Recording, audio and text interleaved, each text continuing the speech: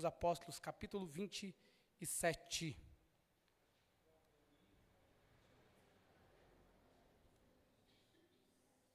Versículo 1. Quem encontrou, diga amém. Capítulo 27, da NAA, de preferência. NAA. Maravilha. Capítulo 27, 1. Atos dos Apóstolos. Tem a NAA aí, mas quando foi decidido?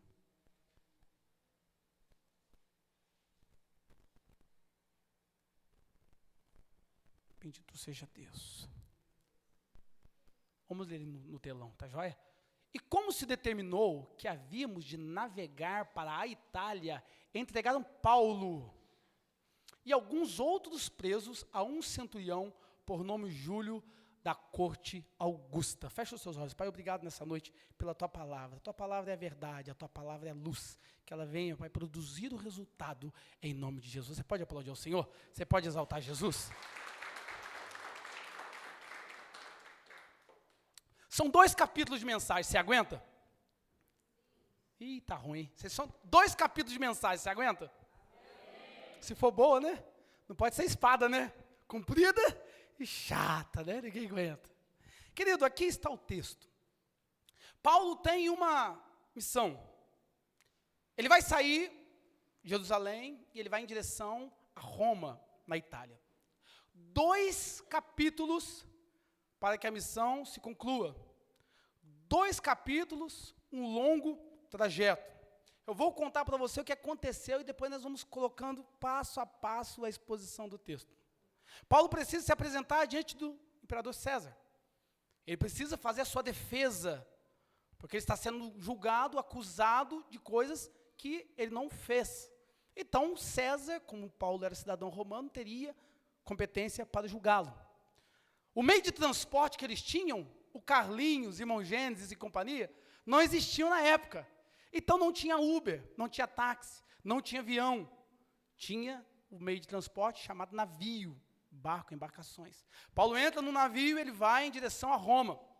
Quando ele entra no navio, ele entra com outros presos. Ele está preso. Ele passa por uma cidade, tudo bem, tudo jóia, nada de ruim acontece. Eles precisam trocar, fazer uma conexão, sair de um navio menor e embarcarem num navio maior. Mais ou menos o que muitas pessoas fazem, vão até determinado lugar num ônibus e depois pegam um outro ônibus, uma conexão. Paulo sai de um navio menor, pega um navio maior e segue o fluxo. Durante a trajetória, durante a navegação, durante a viagem, tormentas, tempestades, problemas, furacão, sobrevém durante o percurso, e o navio começa a quase que se desfazer, eles têm que jogar tudo fora, é uma viagem terrível, estava tudo certo para dar errado. No meio desse caos, Deus em sonho, manda um anjo à noite, sim, sonho eu não sei, né? Sonho é para minha cota, né, pastor? Digo eu, não o senhor, né?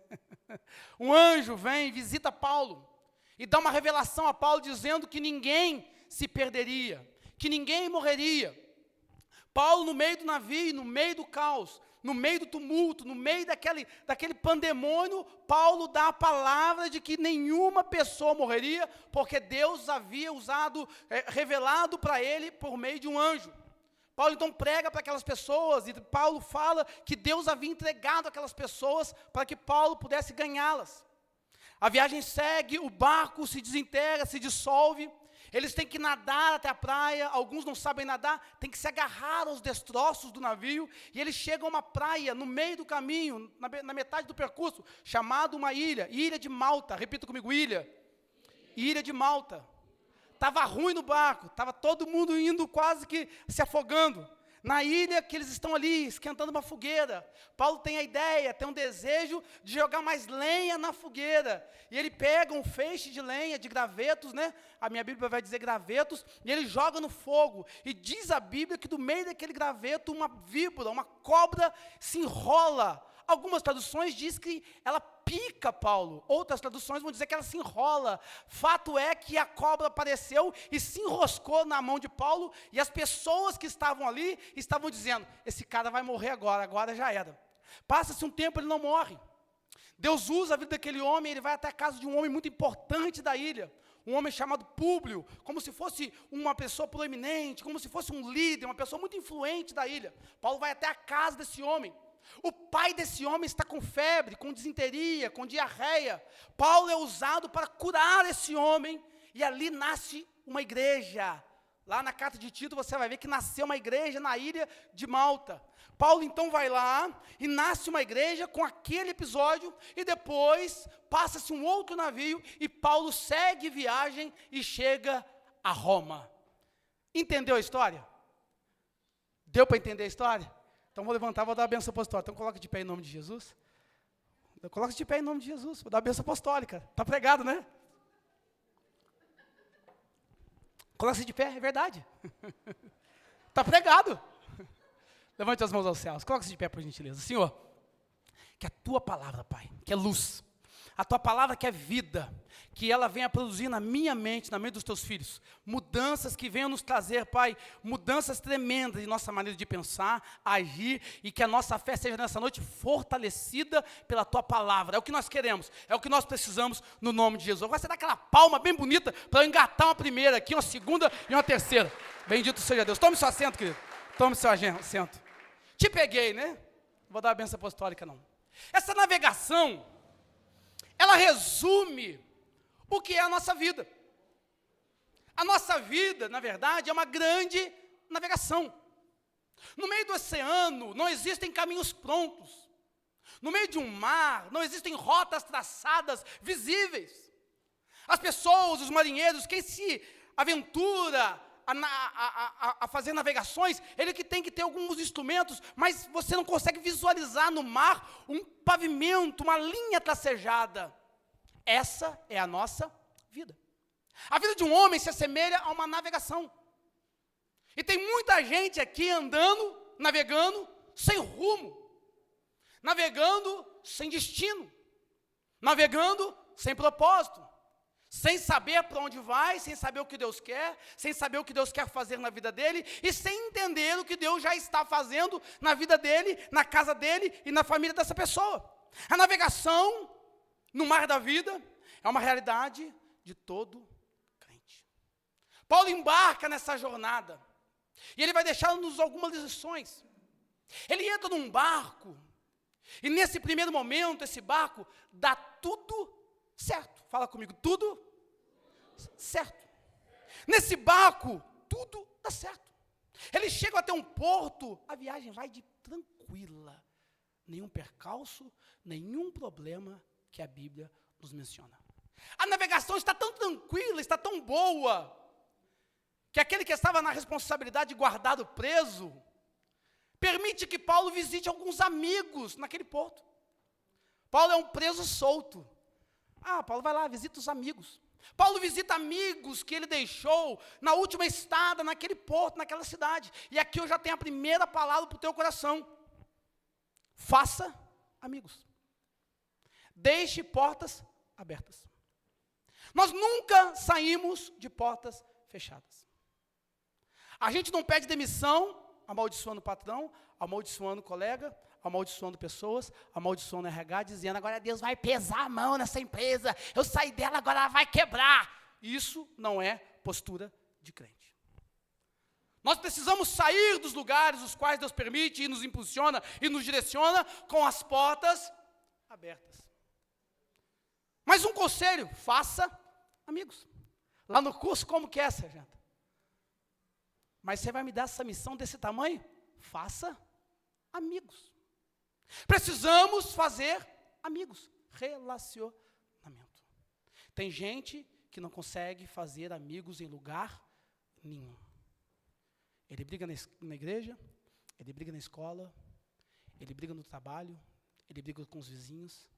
Aí eu começo a acreditar que o problema não é a igreja, o problema não é a escola, o problema não é o vizinho, o problema não é o ambiente de trabalho, o problema é ele.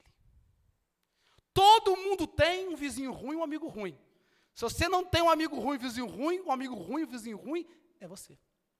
Faça amigos. Paulo passa naquele lugar e ele tem um momento feliz, um momento oportuno, e ele deixou as portas abertas, então ele tem um momento de relacionamento com os amigos.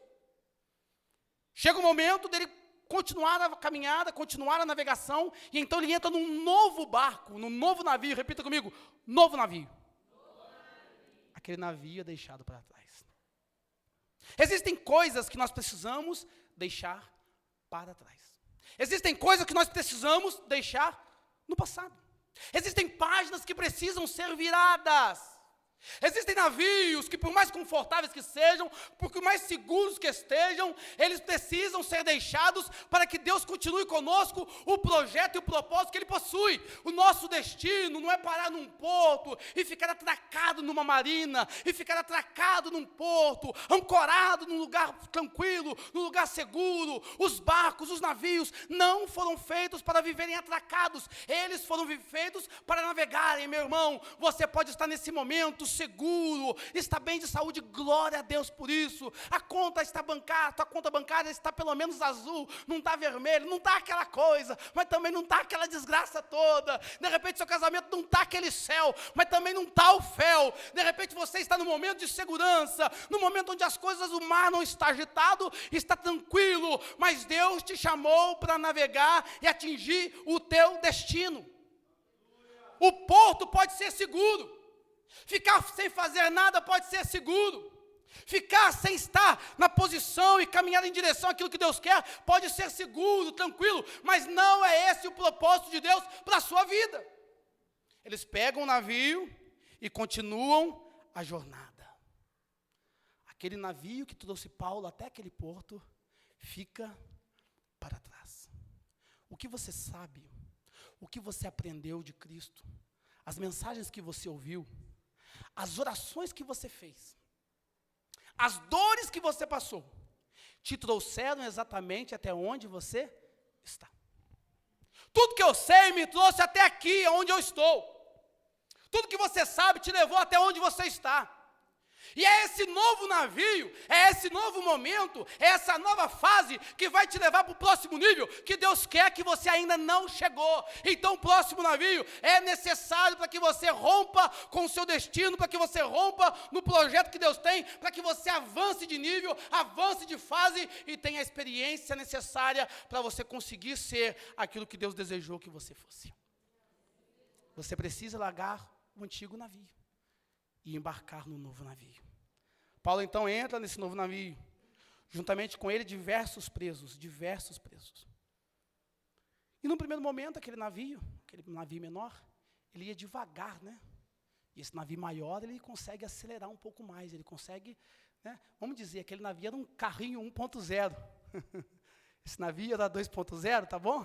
1.8, tinha mais potência. E às vezes Deus nos coloca em navios lentos, e a gente vai mais devagar. Mas quem que mandou a gente? Quem que deu a ordem? Quem que está nos conduzindo? É Deus. Quem que estava levando? Quem que estava por trás disso tudo? Deus. Qual que era o propósito e o projeto disso tudo? Que Paulo chegasse a Roma. E no primeiro momento, Deus usa um navio mais devagar. E eu, como obreiro, como líder, como servo que sou, a gente quer que as coisas aconteçam mais rápido. A gente quer que a igreja desenvolva mais rápido. A gente quer que as pessoas cresçam e amadureçam mais rápido. A gente quer que pessoas cheguem, batizem, decidam por Jesus, e em meses, semanas, e no máximo um ano, ela já esteja frutificando e prosperando, e fazendo e acontecendo, e você começa a querer acelerar processos, queimar etapas, você fica desejoso de que o navio ande mais rápido. Mas o navio não tem estrutura para andar mais rápido. Então, se eu quero como obreiro, como líder, como igreja, como servo que sou, e se você deseja que nós, como igreja, caminhemos mais rápido, nós precisamos mudar de navio, precisamos ter mais potência, ou seja, precisamos ter as ferramentas, as habilidades necessárias para que nós possamos ter condição de andar numa velocidade mais rápido, de ganhar mais pessoas, de subir de nível, de subir de fase, é exatamente o que Deus faz. Paulo agora tem um novo navio para você seguir viagem. Paulo então começa a viagem. Diz a Bíblia que se levanta um vento, vários ventos. Começa um momento de dificuldade. Muito problema. No versículo 10, quiser deixar? Põe no versículo 10, a gente vai acompanhando aqui. No versículo 10, Paulo dá um conselho. No meio de todo o caos. Paulo dá um conselho. Senhores, vejo que a viagem vai ser trabalhosa, com dano e muito prejuízo. Mas não foi Deus que mandou, não era um projeto de Deus, Paulo não tinha que chegar a Roma, Paulo não era um apóstolo, não era um servo de Deus, e a viagem seria trabalhosa, com dano e com prejuízo. É por isso que nós temos que ter discernimento e saber quando é Deus fazendo e quando não é Deus. Porque muitas vezes a nossa viagem ela é trabalhosa, muitas vezes existem danos, muitas vezes existem prejuízos, muitas vezes existem coisas que nos machucam, que nos magoam, situações que nós vivenciamos, que fazem parte da nossa caminhada, do nosso projeto, do nosso passeio, do nosso trajeto, da nossa navegação.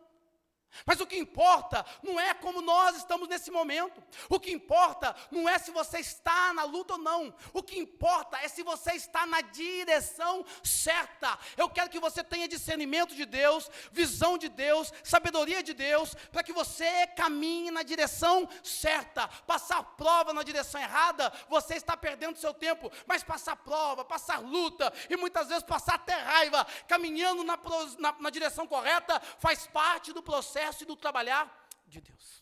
Paulo dá um conselho. Senhores, vai ter dano e prejuízo. Segunda parte. Não só da carga e do navio, mas também das nossas vidas. Nesse primeiro momento, carga, navio, pessoas haveriam e sofreriam danos. Sofreriam prejuízo. Paulo dá um conselho. Mas Júlio, que era o responsável por Paulo, que era o que mandava ali abaixo do capitão do navio, Júlio vai falar com o piloto, com o capitão do navio, e o capitão do navio falou assim, não, a gente vai seguir o destino. Quem que é esse cara aí? Quem que esse cara está falando, né? Traduzindo, trocando em miúdos.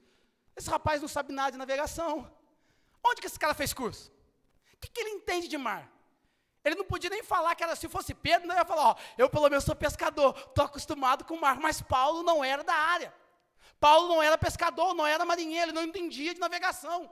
Mas ele se levanta como homem de Deus, no versículo 10 diz, irmãos, haverá dano, a viagem vai ser trabalhosa, haverá prejuízo, não só da carga do navio, mas também das nossas, ou da nossa vida. Mas Júlio deu crédito, versículo 11. Mas Júlio, o centurião, dava mais crédito ao piloto e ao mestre do navio do que ao que Paulo dizia. Eu tenho um conselho para você. Eu não sou Júlio, e tampouco piloto de nada. Malemar dirijo a motinha e um carro, mais ou menos. Eu não sou Ayrton Senna das pistas. Fala o nome famoso de alguém que pilota a moto aí, eu não conheço. Fala o nome. Ninguém conhece? Tá ruim, hein? Valentino Rossi, está aí, obrigado.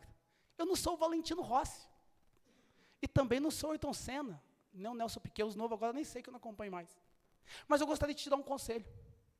Um conselho vindo de um homem de Deus, ele precisa ser pensado e analisado. E quando eu digo conselho, eu não estou falando de profecia, eu não estou falando de revelação, não apareceu nenhum anjo louro lá em casa, nenhum anjo preto, nenhum anjo azul, nenhum anjo ruivo. Mas eu gostaria de te dar um conselho. Ouça o que Deus está dizendo pelos profetas e pelos servos dele neste lugar. Talvez não sejam mais inteligentes que você. Talvez não tenham mais conhecimento que você. Mas são homens e mulheres de Deus que sobem aqui em cima. Escute o conselho que Deus fala, a palavra que Deus fala pela boca do profeta. Uma palavra na boca de um homem comum é só uma palavra, mas uma palavra na boca de um homem de Deus se torna uma profecia, se torna uma bússola, se torna um norte, se torna uma palavra rema, que tem o poder para mudar a sua situação e mudar a tua vida. Então escute nessa noite esse conselho, ouça o que Deus está dizendo neste altar para a tua vida, para que a sua navegação, para que o seu barco não naufrague. Mas tem muita gente escutando piloto de navio. Você dá uma palavra no púlpito, ele vai pegar a palavra que a psicanalista disse. E glória a Deus, a psicanalista entende bem do que? De psicanálise. Ah, porque Freud disse, eu não tenho nada com Freud, eu tenho com a palavra de Deus, eu tenho com aquilo que a Bíblia diz, com aquilo que o Espírito diz. Ah, mas o fulano de tal, não sei o quê, o PhD de filosofia. A palavra de Deus não é filosofia, o Evangelho é poder de Deus para libertar você. Então escute o que a palavra de um homem e de uma mulher de Deus, que sobe neste lugar, o que Deus usa para falar na tua vida. Escute os conselhos, escute o que Deus está dizendo. Escute o que Deus está ministrando pelo louvor, pela palavra, para que Deus possa fazer em você uma grande obra e um grande milagre. O irmão Gênesis, quando a pessoa pega táxi com o senhor, fala assim, irmão Gênesis, me leva lá em Nilópolis. A pessoa começa a falar assim, vira aqui, pisa no freio, acelera. Tem uns que falam, né? Sem viatura, né? Pisa no freio e tal. Quando você pega o circular, quem pegou o circular aí, né? Você fica falando para o motorista? Ô motorista, ó, olha o poste, hein? Motorista, olha o poste. Não é de borracha, é isso aí que você fala para ele? É isso aí, Helene? Quando você pega um avião, amém? Ah, tem crente na casa? Quando você pega um avião, amém? Aí. Quando a gente pegar um avião, você nem vê o piloto. Alguém já viu o piloto de avião? Lá dentro da cabine? Você nem vê o piloto. Mas você entra ali dentro, eu não tive oportunidade, mas você entra ali dentro e você confia que você vai chegar no destino.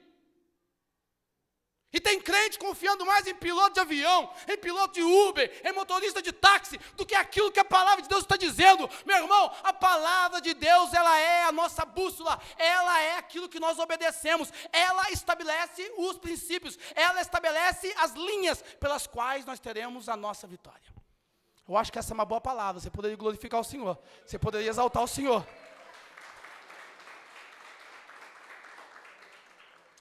Tem gente obedecendo mais a piloto, a motorista, do que a palavra de Deus. Versículo 12. Não sendo porto próprio para invernar, a maioria deles era de opinião que eles deveriam partir dali. Eles chegam numa nova cidade, e a maioria fala, não, vamos continuar. Paulo fala, cuidado, a viagem vai ter perda, vai ter dano, vai ter prejuízo, e inclusive as nossas vidas estão correndo risco. Mas a maioria deles era de opinião que deviam partir dali. Cuidado com a maioria. Cuidado com a opinião das pessoas que não servem e não temem a Deus. Cuidado com aquilo que as pessoas que não servem e não temem a Deus estão dizendo para você. Já dizia um filósofo, não sociólogo, que a maioria é burra, né? A mesma maioria que aplaudia Jesus, que adornaram as ruas de Jerusalém para que entrasse o Rei da Glória na entrada triunfal, é a mesma maioria que vai gritar, crucifica-o. A mesma maioria que fala para você tomar tal decisão, quando você naufragar na fé, quando você bater com a cara na parede, é a mesma maioria que vai criticar e vai te julgar e não vai te apoiar. A maioria estava decidida a partir. Paulo disse, cuidado, haverá perdas. Versículo 13. Soprando brandamente o vento do sul, e depois de ter alcançado o que desejavam, levantaram âncora. Alcançado um porto, naquele momento o vento ainda estava brando. Ia se levantar, uma tempestade terrível depois daquilo. E eles então acharam que conseguiram o que eles estavam desejando. Tem hora que a gente se acomoda, irmãos. A gente às vezes ora para que Deus possa abrir uma porta, e quando Deus abre uma porta, a gente esquece de orar, a gente esquece de agradecer, a gente esquece de permanecer na posição, a gente esquece que foi Deus que fez aquilo na nossa vida. Nesse tempo de caminhada, eu tenho visto muitas pessoas, Deus abrir portas. E na mesma velocidade que Deus abre porta para essas pessoas, é a mesma velocidade que elas deixam a presença de Deus. Às vezes a gente pede para Deus dar uma casa, e isso é uma história verídica, tá? Uma história verídica. Senhor, me dá uma casa, Senhor, me dá uma casa. Aí a pessoa consegue uma casa. Aí a pessoa agora fica na casa, não quer saber de vir para o culto, não quer saber de vir para a oração, porque tem medo do ladrão entrar e furtar e fazer algum mal contra a casa. Senhor, me dá um carro, eu preciso de um carrinho. Pode ser até um golzinho, pode ser também, né? Fala do Gol só não, pode ser qual que é o nosso mesmo Citroënzinho, pode ser um C3, não tem problema, pode ser Peugeot, Renault mesmo. Tá bom, me dá um carrinho, Jesus, eu preciso de um carrinho tal, para trabalhar, para ir na tua casa, para ir na célula, para ir no GCL, para poder levar os irmãos na ceia. Aí Deus dá o carro, e a última coisa que ele faz é permanecer na presença, na posição, honrando a Deus que fez. Às vezes nós conquistamos alguma coisa e nós nos acomodamos, nós achamos que já é o nosso ponto final, que nós já fizemos tudo o que deveríamos, que nós já conquistamos o que queríamos, meu irmão. Nós ainda não conquistamos nada. Existem muitas pessoas para serem salvas através dessa igreja, na minha vida, da tua vida. Ainda há muito mais de Deus para fazer e para ser feito através de você. Deus quer fazer muito mais. Então aqui, esse momento, não é o seu ponto final. Aqui não é o seu ponto de partida, de chegada. A igreja não é o ponto de chegada. A igreja não é para você estagnar, ficar aqui, assentado, se alimentando, fazendo uma análise da mensagem, recebendo um louvor, recebendo uma palavra. A igreja é o porto que nós temos para lançarmos as nossas velas e partirmos em rumo, em busca das almas perdidas, partimos em rumo ao nosso destino e ao nosso propósito. Então não pare, não se tranquilize, não se acomode. Deus tem mais para você. Deus tem mais para você. Já dizia um pregador famoso, quem é eu não sei, se alguém souber depois me fala. A igreja não é o ponto de chegada, a igreja é o ponto de partida. É daqui que nós iremos ser enviados para o mundo, para as pessoas. É daqui que Deus levantará pessoas para serem bênção na sociedade, para serem bênção onde trabalham, para serem profetizas do Senhor, aonde pisarem, que a presença de Deus esteja com essas pessoas. Vem um vento sul e eles pensam ter alcançado o que desejavam. Versículo 14. Entretanto, não muito depois disso, desencadeou-se do lado da ilha um tufão de vento chamado Euraquilão. 17, vamos pular para o 17, senão não vai dar tempo. Tendo içado o bote, eles queriam jogar o bote. Aí já pulou mais, vai para o 15 lá mais. Tendo içado o bote, os marinheiros, 17, usavam de todos os meios para reforçar o navio com cabos de segurança e, temendo que fossem encalhar nos bancos de areia da cidade de Sirte, desceram as velas e foram à deriva. Estavam em segurança. Eles içaram os botes, levantaram os botes. E eles precisavam deixar o barco à deriva. Eles perderam o controle. Estava tudo bem, mas de repente eles perdem o controle e caminham à deriva. Você sabe o que é caminhar à deriva? É quando o carro, você está dirigindo um carro, e arrebenta a barra de direção, você não tem o que fazer. Você está à deriva. Você não sabe o que mais fazer, você não tem mais o controle nas mãos. E tem muito crente que nunca permitiu e nunca entregou o controle da vida dele nas mãos de Cristo. Aquele que tem o controle da sua vida, aquele que ainda detém o controle da sua vida, as decisões do seu coração, eu sinto te informar. Você que tem o controle da sua vida, você que é o senhor das suas decisões, você que é na gíria popular o dono do seu nariz, você está à deriva. Você pode achar que está decidindo, você pode achar que está sabendo o que vai fazer, o que está fazendo, você pode achar que sabe como resolver, como fazer, mas você infelizmente está à deriva. Quando nós resolvemos entregar o controle da nossa vida a Cristo, quando nós então resolvemos entregar o nosso controle às mãos de Deus, para que o Senhor seja o condutor da nossa vida, aí nós podemos então dizer, agora sim, eu estou sendo conduzido por quem sabe do meu destino, por quem sabe me levar até o outro lado, por quem sabe me levar ao meu destino, ao meu propósito. Tem muito crente senhor da sua vida e das suas decisões. Ele não aceita conselhos. Ele não aceita o que a palavra de Deus diz. Ele não aceita que o irmão mais velho na fé, o irmão mais experiente na fé, tenta ajudá-lo. Ele não aceita ser chamado a atenção. Ele não aceita ser chamado, ser confrontado. O crente dessa espécie está à deriva. Versículo 17, 18.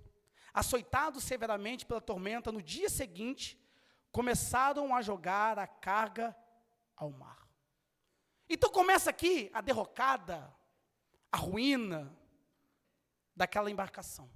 Estava tudo bom, mas agora eles estão à deriva, E começam a arremessar as cargas, tudo que tinha no navio, jogar dentro do mar. Repita comigo, jogavam a carga no mar.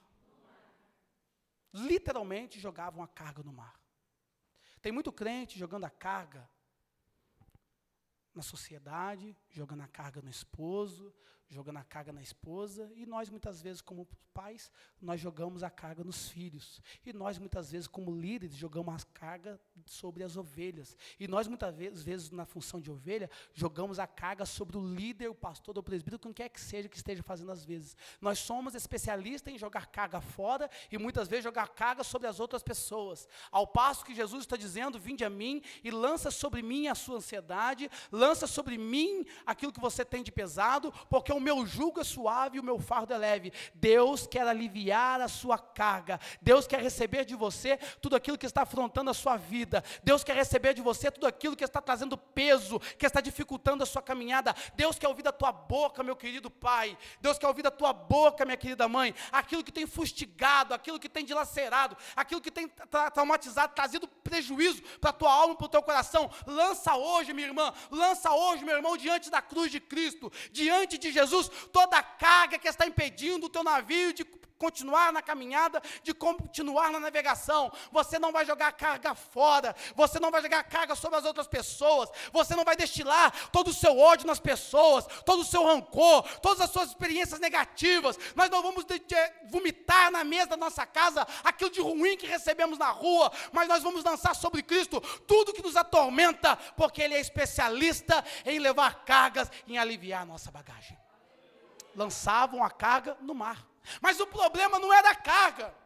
O problema nunca foi a carga. O problema nunca foi o navio. O problema foi a desobediência em não obedecer à voz de um homem de Deus. Todas as vezes que não obedecemos aquilo que Deus tem, aquilo que Deus quer, aquilo que Deus está nos falando, nós sofreremos perdas, nós sofreremos dano, nós sofreremos problemas. Então o problema aqui não era a carga, não adiantava jogar a carga. Era desobediência. E o único pecado que eu conheço, talvez você conheça outro, e eu estou aqui disponível para aprender contigo. Eu só conheço um, mas pode ser que tenha mais, né? Às vezes tem 2, 3, 4. O único pecado que tem origem no céu, qual que é o pecado que tem origem no céu?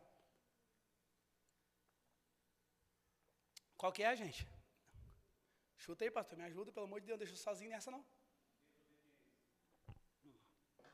Está aí, ó, a desobediência.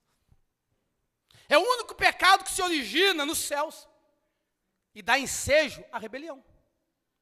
Todas as vezes que eu desobedeço, todas as vezes que eu não quero me submeter à vontade de Deus, todas as vezes que eu quero que a minha vontade prevaleça nos céus e na terra, eu sou um desobediente. E todo desobediente, segura aí, é um rebelde. E todo rebelde, né, é filho do diabo, porque é o pecado que veio do céu para a terra, o pecado da desobediência, o pecado da rebelião.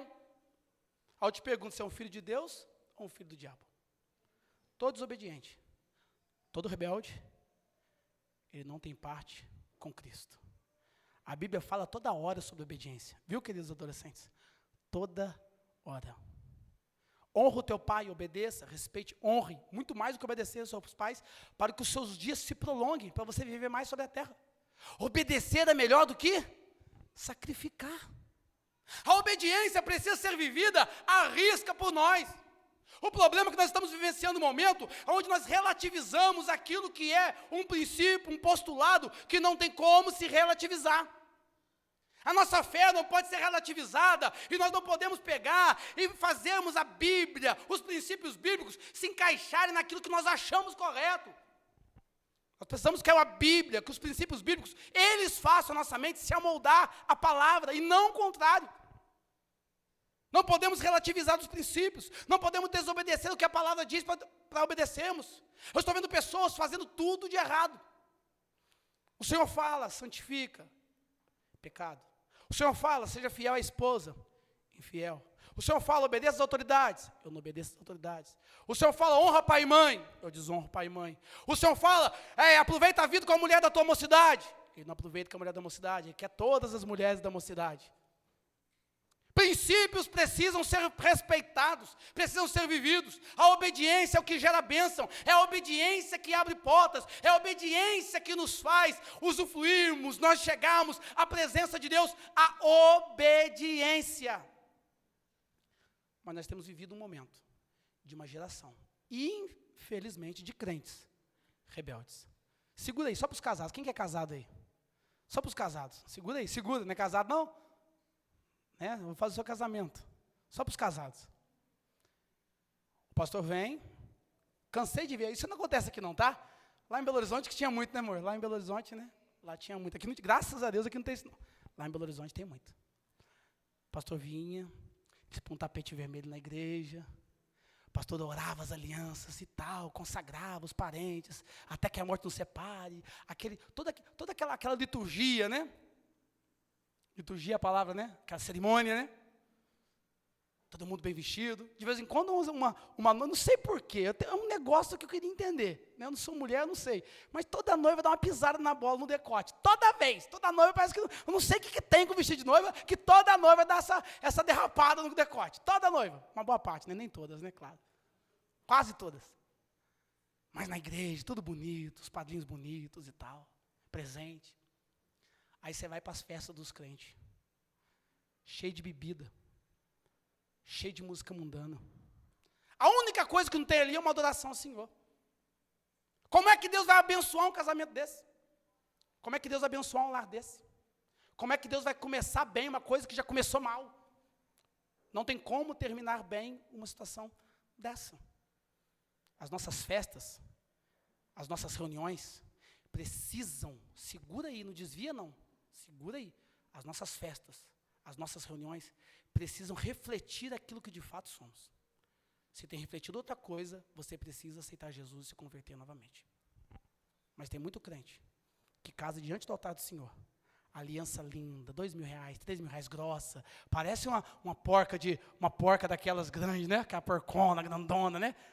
Quase 2 centímetros, Dinho. Parecendo aquelas porcas de pôr no carro, lá na roda do carro, né? Aquela aliançona. Mas o mais importante é guardar os princípios e os princípios da obediência. Nós estamos vivendo uma geração onde as pessoas não querem mais casar virgem. Já se entregam para o primeiro Zé Ruela que aparece. Já se entregam para a primeira menino. Uma beijação, uma passação na mão dos meninos aí, que sangue do cordeiro. Sabe que a minha discipuladora, minha mãe na fé, né? Discipuladora porque é quem me ensinou a maioria das coisas que eu sei. Ela dizia que as meninas aqui, os meninos, que ficam passando nas mãos um dos outros lá na escola, é como se fosse aquela maçã lá do supermercado Carrossel, que todo mundo põe a mão, olha, vê e tal, e devolve. Olha, põe a mão, tal, olha, devolve. Olha, vê, põe a mão e devolve. Todo mundo quer pôr a mão, mas ninguém quer levar.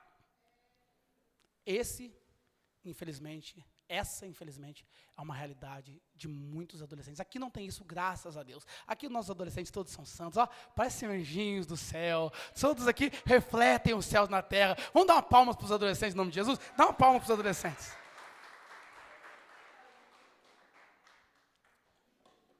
Como é que vai terminar bem uma coisa que começa mal? O problema não era a carga, o problema era a desobediência. E Paulo estava vendo aquilo, eles jogavam a carga no mar, eles estavam lançando, aliviando o navio, aliviando a embarcação, para ver se não naufragavam. Graças a Deus era o apóstolo Paulo, porque se fosse a apóstola, abre aspas, aspas duplas, né? Se fosse a apóstola Paula, ela ia dizer, bem que eu avisei. Eu falei, vocês não iam. Eu te disse, você não me ouve. Graças a Deus era o apóstolo Paulo, né? Paulo está lá, a carga está sendo jogada no mar, e jogam carga, e jogam carga, e jogam carga no mar.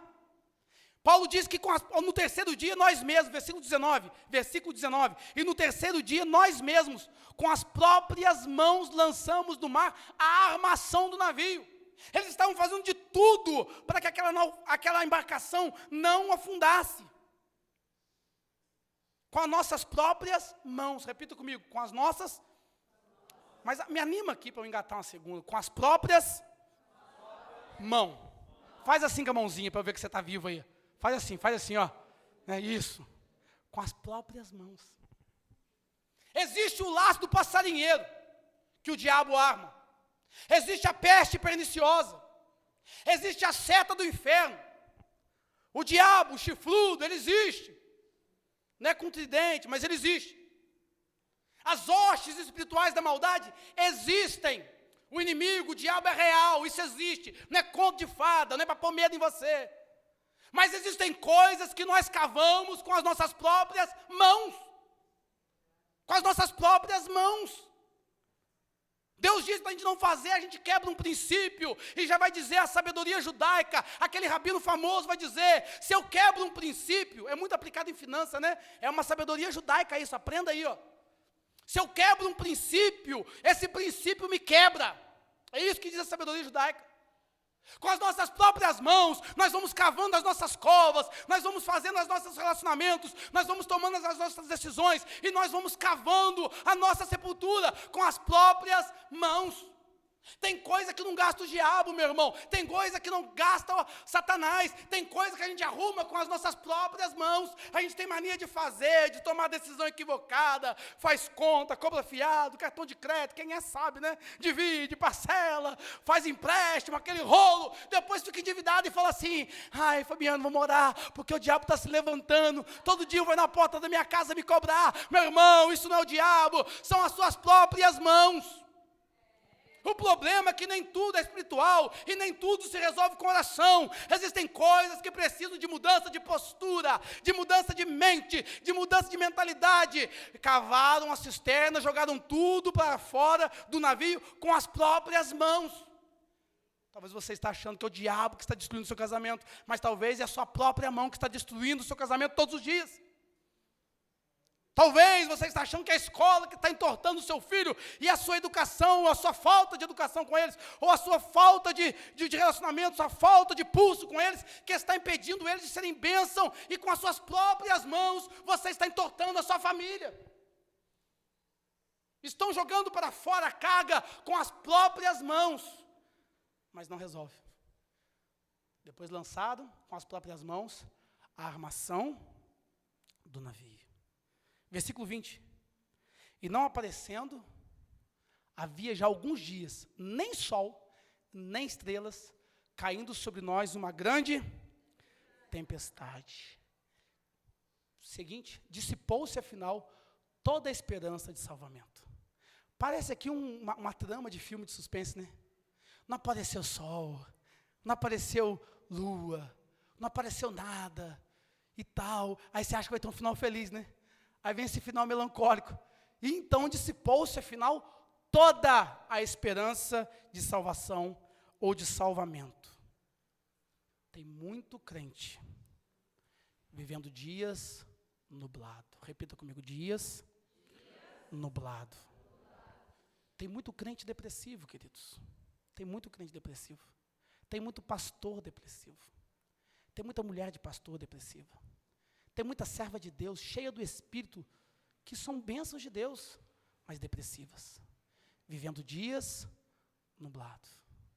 Tem muita gente que às vezes está aqui conosco, caminhando conosco, mas está depressiva, com problemas emocionais, com problemas psicológicos, com problemas, com situações que precisam ser resolvidas, com relacionamentos de fachada, com relacionamentos destruídos, com filhos com problemas, e ela se faz de forte, ele se faz de forte, eu e você, nós queremos sustentar uma capa, sustentar uma posição, sustentar um status, e muitos de nós, muitas vezes, vivenciamos dias nublados, e não temos a coragem de buscar ajuda.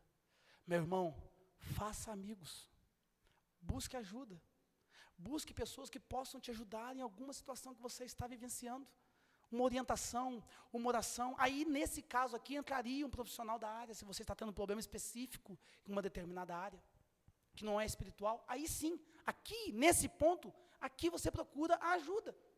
Muitas pessoas estão vivenciando dias nublados, desanimados, depressivos. Eles estão dizendo, em outras palavras, acabou-se, dissipou-se toda a nossa esperança de salvação. Eles estão dizendo, em outras palavras, não tem como mais, não tem mais jeito, nós não vamos conseguir chegar, nós vamos naufragar, nós vamos morrer, nós não vamos conseguir terminar o percurso, terminar o trajeto. Nós não vamos conseguir chegar a Roma. Mas eles esqueceram de uma coisa. No próximo versículo, Maísa. Havendo todos estado muito tempo sem comer, Paulo, pondo-se em pé no meio deles. Enquanto existir pessoas prostradas, pessoas desanimadas, pessoas cujo céu está de bronze e o céu está fechado, pessoas que estão vivenciando dias nublados, dias difíceis, sempre haverá um homem e uma mulher de Deus que vai se colocar de pé para falar com você, para te levantar, para te estender uma mão, para orar por você, para ser canal de Deus na sua vida. Deus vai sempre levantar uma pessoa para falar com você, para ser instrumento de Deus na sua vida. Todo mundo cabisbaixo, desanimado, acabou. É o fim, vamos morrer. Paulo se coloca de pé e Deus usa a vida desse homem. Meu irmão, no meio da tormenta, Paulo tem uma palavra de conforto. No meio do problema, Paulo tem uma solução. No meio do caos, Paulo tem uma palavra de esperança. Porque quem tem Deus, quem tem Cristo, quem sabe em quem está firmado, ele sabe quem comanda a vida dele. Paulo sabia que ele tinha que chegar em Roma. Então ele disse: como irmãos, vocês precisam comer, vocês precisam se alimentar, vocês precisam se reanimar, e é a palavra que eu dou para você hoje, minha irmã. Você que está desanimada, você que está desanimado, você que está fraco, quem sabe fraco na fé, quem sabe um pouco vagaroso na fé, não quer mais orar, não quer mais ler a Bíblia, eu tenho um conselho para você: coma, meu irmão, se alimente em Deus, ouça a palavra, venha para a igreja, venha para as reuniões de oração, venha para os GCEUs, se alimente, senão você não vencerá. Se alimente. Pergunta para o seu irmão, pergunta para ele, acorda ele e fala assim: já comeu hoje? Pergunta para ele. Não é aquele frango com quiabo que você gosta de comer todo domingo, não. É a palavra de Deus. Estamos vivenciando um momento de uma geração, uma parte de crentes anêmicos espiritualmente, fracos na fé, conhecem muito pouco a Bíblia, tem muito pouca intimidade com Deus, muito pouca, tem muito pouco apego àquilo que é espiritual, valoriza mais um tempo de 3 horas na Netflix, do que 30 minutos de oração, e no primeiro momento, orar 30 minutos, para quem não ora, é muito, no primeiro momento, mas depois você vai ver que 30 minutos não dá para nada. Nós, como igreja, precisamos nos alimentar. Tem muito crente que não está comendo direito, que está comendo comida que não faz bem. E não é só açúcar, também. Não é só leite de caixinha, também. Mas não está se alimentando da palavra de Deus, das coisas do céu. Está se alimentando de tudo. Está se alimentando de tudo, menos daquilo que vai te trazer vida, menos daquilo que vai te tirar dos dias sombrios, menos daquilo que vai te tirar dos dias nublados, menos daquilo que vai te colocar de pé, que vai te dar ânimo, que vai te dar disposição, que vai fortalecer a sua fé. Paulo deixou um conselho, é o conselho que eu te dou, meu irmão, minha irmã: se alimente daquilo que Deus está colocando diante de você nessa noite, se alimente da palavra de vida, se alimente do Evangelho, se alimente da presença de Deus, se alimente daquilo que Deus tem feito neste lugar, se alimente dos louvores, se alimente com oração, comece a se alimentar para que você possa sair dos seus dias nublados. Eu acho que essa é uma boa palavra. Você podia aplaudir o Senhor, você podia glorificar o Senhor.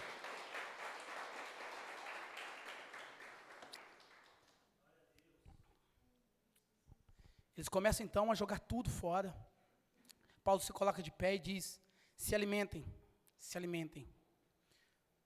comam alguma coisa. Versículo 22.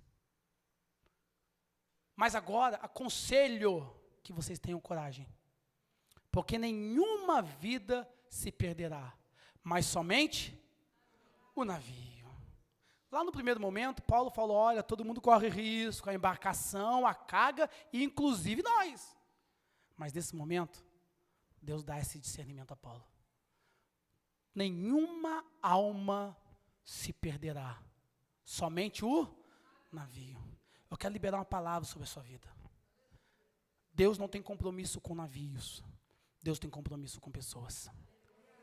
Se Deus estava cuidando de um tanto de homem prisioneiro, marinheiro, marujo, militares, do próprio Paulo, Deus está cuidando da tua casa. Eu libero sobre a tua vida. Nenhuma dos seus familiares se perderão. A sua casa não vai se perder. Os teus filhos não vão se perder. O teu marido não vai se perder. O teu casamento não vai se perder. Deus dará livramento. Deus dará segurança. Deus guardará cada um deles. Os que estão longe, os que se afastaram, todos eles serão alvos da graça de Deus. Nenhum deles vai se perder. Pode perder o navio, mas você não, a sua casa não, porque lá está a marca do sangue de Cristo. E que o sangue de Cristo visite agora, aonde estiver a tua esposa, aonde estiver o teu esposo, aonde estiver o teu filho, aonde estiver a tua filha, que a mão de Deus possa visitá-lo e possa levantá-lo novamente no nome de Jesus. Se existir algum demônio, se existir alguma obra maligna, se existir algo do inferno sobre eles, nós repreendemos no nome de Jesus, porque não vai se perder, não vai se perder, porque maior é o Senhor teu Deus que te faz a promessa. Bendito seja o nome do Senhor. Bendito seja o nome do Senhor. Por que que o navio se perde e as pessoas não? Porque Deus não tem compromisso com o navio. Deus não tem compromisso com coisas. Deus tem compromisso com pessoas. Deus tem compromisso com os filhos dele. E eu estou vendo pessoas mais preocupadas com coisas do que com pessoas. Eu vejo pessoas mais preocupadas com o navio do que aquilo de humano que tem dentro dele. Eu vou traduzir para você. Tem gente mais preocupada com coisas do que com as próprias pessoas. E Deus não está preocupado com coisas, com objetos. Deus está preocupado com pessoas. Eu estou vendo um tanto de crente preocupado em ganhar dinheiro, irmãos. Quer ganhar dinheiro, quer ficar rico. Mas está abrindo mão da presença de Deus. O que vale isso? O que vale milhões sem a presença daquele que é dono de tudo? Está preocupado com o navio, Deus está dizendo a você, se preocupe com pessoas. Não se preocupe com aquilo, com riquezas, se preocupe com pessoas. Tem muita gente preocupado com o navio, preocupado em crescer em empresa. Eu não estou dizendo para você ser um miserável, um rato furado, não. Mas está preocupado, 24 horas pensando em como ganhar dinheiro, e montar empresa, e empresa disso, empresa daquilo, e querendo ganhar dinheiro, e perdendo a família. O que adianta ter uma empresa, ganhar o mundo inteiro, e eu perder os meus filhos, eu perder a minha fé, eu perder a minha espiritualidade? Está preocupado com o navio, e largando mão das pessoas. Está preocupado com o navio. Deus não tem nenhum tipo de compromisso com o navio. Deus se importa com as pessoas. Eu tenho visto muito obreiros, irmãos, obreiros, vamos falar de mim também, para você não apanhar sozinho, obreiros, preocupado com o ministério, mas o que as pessoas vão pensar, eu sou um obreiro, eu sou isso, eu sou aquilo, que explodo que eu seja, eu não quero ser reprovado naquele dia, quando eu entrar pelas portas da Nova Jerusalém, eu não quero ser achado indigno, eu não quero ter tomado uma portada na cara, eu quero ter meu nome gritado. Então o ministério é secundário, eu preciso preocupar com a minha intimidade com Deus e com a minha fé. Então eu não estou preocupado com o navio, eu estou preocupado com a minha vida diante de Deus. Mas tem gente preocupado com o navio. Tem gente preocupado com a sua reputação, mas o que as pessoas vão pensar. E ela é importante, irmãos. Não é que a reputação não é importante, ela é importante. A reputação que as pessoas veem de você, é o que as pessoas sentem de você. O problema é que quando nós preocupamos com a nossa reputação e abrimos mão do nosso caráter, o problema é o que vai nos manter de pé diante de Deus, não é o que as pessoas pensam, mas é o que Deus sabe que de fato somos. Então preocupemos com o nosso caráter, com a nossa vida, o que nós somos quando ninguém está nos vendo. É isso que importa. O que eu sou na igreja, meu irmão, aqui eu fico até bonitinho, né? Eu quero saber como eu sou lá em casa, lá na minha casa, com a minha esposa, com os meus filhos, lá no quartel. A minha reputação fica em segundo plano. O que importa é o meu caráter. Não se importe com navios. Mas tem gente preocupada com navio. Nenhuma alma se perderá, exceto o navio. Versículo 23. O anjo de Deus, porque esta mesma noite, um anjo de Deus, a quem eu pertenço, e a quem eu sirvo, esteve comigo, dizendo: Paulo, não tenha medo. É preciso que você compareça diante de César. E eis que Deus, por sua graça, lhe deu a todos os que navegavam com você. Todos os que navegavam com Paulo foram alvos da graça de Deus. Esse é o mistério, irmãos. Isso é um mistério. Lá no Pentecoste, quando os 120 estavam orando, diz a Bíblia que um vento veemente e impetuoso encheu toda a casa. E todos ficaram cheios. O vento ou o Espírito Santo não desce sobre cada um primeiro, ele enche toda a casa. Ele enche a casa e enche os que estão ali dentro. Lá na arca de Noé, quando faz a arca, Noé e os seus filhos, as noras e a esposa, os 8, que foram salvos, estavam todos dentro da arca. Não por coincidência, um grande navio da época.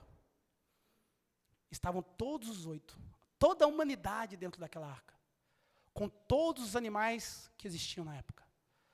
E vai dizer o historiador que o cheiro lá dentro era insuportável. Eu não sei, eu não estava lá, eu não sei, eu não sou bom de nariz. Mas diz, Pâmela, que o cheiro dentro da arca era um cheiro quase, digamos assim, quase que insuportável. Mas o que fazia cada animal permanecer lá dentro, além da porta estar fechada pela mão de Deus, o que fazia Noé não pular pela janela e pular dentro da água, é porque lá fora tinha um dilúvio. Vou traduzir para você e vamos voltar aqui para o Paulo. O que nos faz permanecer aqui dentro, apesar de todo o mau cheiro que muitas vezes existe, é porque lá fora nós estaremos longe da presença de Deus. Então nós suportamos o problema aqui dentro, porque nós não queremos estar fora. Então nós ficamos dentro. Nós permanecemos na posição. Nós permanecemos dentro da casa, às vezes capengando, às vezes fraco, às vezes desanimado, é verdade, às vezes pensando em desistir, às vezes incompreendido, às vezes cabisbaixo, às vezes vivenciando lutas difíceis, às vezes passando provações que a gente não vence nunca, às vezes suportando aflições e a gente não vê uma solução, os dias estão sombrios, o céu está fechado, mas nós permanecemos dentro da casa e chega uma hora que o vento de Deus, o Espírito de Deus desce sobre a casa e até aquele que está com o vento sombrio, ele é agraciado, é alvo da graça de Deus. Entenda isso, todos foram alvos da graça de Deus. Por causa de Paulo, todos foram salvos. Meu irmão, por causa de você, minha irmã, que clama pelo teu marido, toda a tua casa vai ser salva. Por causa de você, meu irmão, que clama pelo seu lar, pelo seu casamento, todos, sem exceção, serão salvos. É isso que nos garante a palavra. Então que o Senhor faça cumprir na nossa vida a sua palavra, que a nossa casa possa servir ao Senhor, que o nosso lar possa servir ao Senhor, que todos sejam salvos para a glória de Deus. Eu acho que essa é uma boa palavra. Bendito seja o nome do Senhor. Oh, aleluia. Todos são salvos. O anjo disse: não tenha medo. É preciso que você vá até Roma e se apresente diante de César. Está certo esse relógio aí? Que horas são aí, meu filho? Maravilha. A primeira parte foi, Vamos finalizar. Por que Paulo tinha essa convicção? Coloque-se de pé em nome de Jesus. O horário fechou. Coloque-se de pé em nome de Jesus. O anjo fala para Paulo que ele precisava ir até César. Você não vai morrer no meio do caminho, querido. Você não vai nadar de novo e morrer na praia, não. Deus vai te dar graça e vitória. Eu serei testemunha da sua vitória, da sua bênção. Eu verei os seus filhos se rendendo ao Senhor, bendito seja Deus. Eu verei o seu marido aceitando a Jesus, e nós podemos fazer o seu casamento, para quem não é casado, ou eu fazer aqui o batismo do seu filho. Nós veremos aqui os seus pais entrando por este lugar, se convertendo, se rendendo ao Senhor. Nós veremos grandes coisas das mãos de Deus, porque quem nos fez a promessa garante, quem nos fez a promessa é fiel, Ele cumpre, Ele faz tudo para que a promessa se cumpra, porque Ele tem poder nos céus, na terra, Ele tem poder sobre todos os demônios, Ele tem poder sobre os anjos, Ele governa a terra, é o céu que governa a terra, é o céu que governa as nossas vidas, é o céu que rege a nossa casa, é o céu que rege nosso casamento, é o céu que rege nosso ministério. Nós somos cidadãos dos céus e somos governados pelos céus.